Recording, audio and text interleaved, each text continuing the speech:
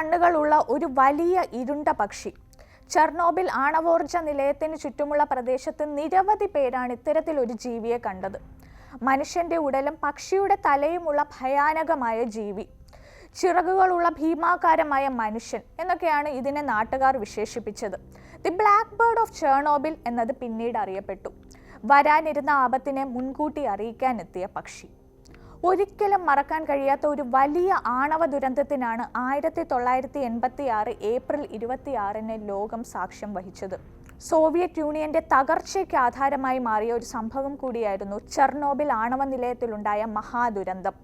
വടക്കൻ യുക്രൈനിലെ പ്രിപ്പയാത്ത് എന്ന നഗരത്തിലാണ് ചെർണോബിൽ എന്നറിയപ്പെടുന്ന Vladimir Ilyich Lenin nuclear power plant സ്ഥിതി ചെയ്യുന്നത്. സോവിയറ്റ് ഡിസൈനായ RBMK ന്യൂക്ലിയർ റിയാക്ടർ ആയിരുന്നു നിലയത്തിൽ ഉപയോഗിച്ചിരുന്നത്. ചെർണോബിൽ ആണവ നിലയത്തിൽ ഇത്തരത്തിലുള്ള 4 റിയാക്ടേഴ്സ് ഉണ്ട്. അതിൽ റിയാക്ടർ നമ്പർ 4-ലായിരുന്നു അപകടം നടന്നത്.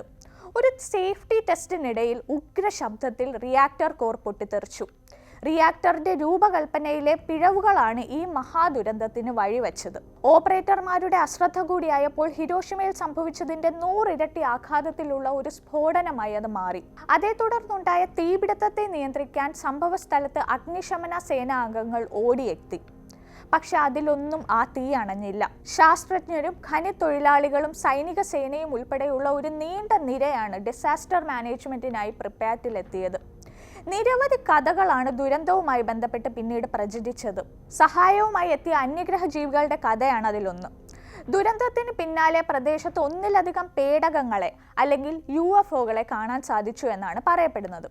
ശേഷം റേഡിയേഷന്റെ അളവ് കുറഞ്ഞതായും പ്രചരണമുണ്ട്.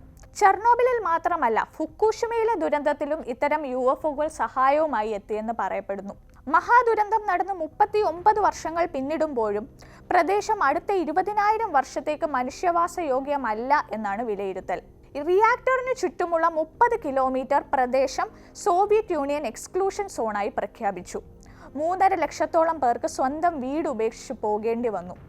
നിലയത്തിലെ ജീവനക്കാരും അഗ്നിശമന സേനാ അംഗങ്ങളും അടക്കം നിരവധി പേരുടെ ജീവനാണ് ആ പ്രേതഭൂമിയിൽ നഷ്ടമായത്.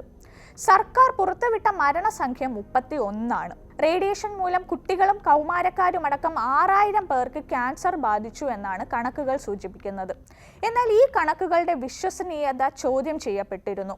ദുരന്തത്തിന്റെ വ്യാപ്തി സംബന്ധിച്ച പഠനം ഇപ്പോഴും തുടരുകയാണ്.